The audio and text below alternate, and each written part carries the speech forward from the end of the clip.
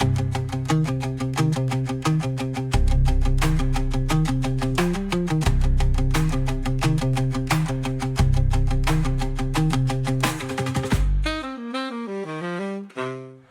and welcome back to our 5-point climate change explainers.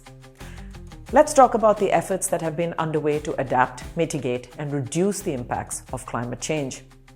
Having realized that this is a problem, countries around the world under the aegis of the United Nations started meeting every year to assess and discuss climate change in an event called COP.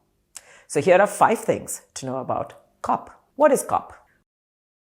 It is the annual conference of parties, which is the decision-making body of the United Nations Framework Convention on Climate Change. That acronym is UNFCCC. COP is an international climate summit that is held annually, and the parties are the countries that have ratified the UNFCCC. At present, there are 197 countries, and last year was the 29th COP.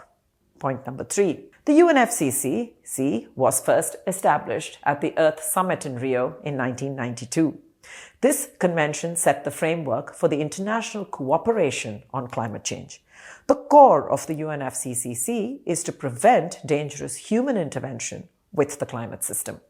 Which brings us to the 4th point. The first COP was held in Brazil in 1995.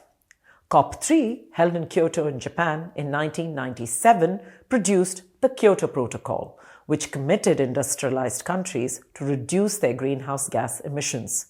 This protocol set specific targets on developed nations, but did not set any legally binding targets on developing nations, of which India was one at the time.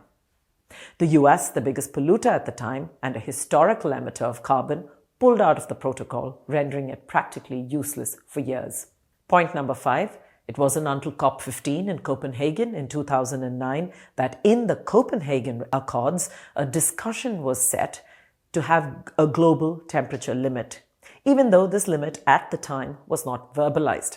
It wasn't until COP21 in Paris in 2015 that a temperature limit was set, and all the signatories to the COP that year, 197 countries, agreed that global average temperatures must not be allowed to rise past 1.5 degrees Celsius. This was done at the behest of island nations like Tuvalu, Maldives, Vanuatu, and others who are in clear and present danger from rising sea levels due to increased temperatures, which are causing these sea levels to rise.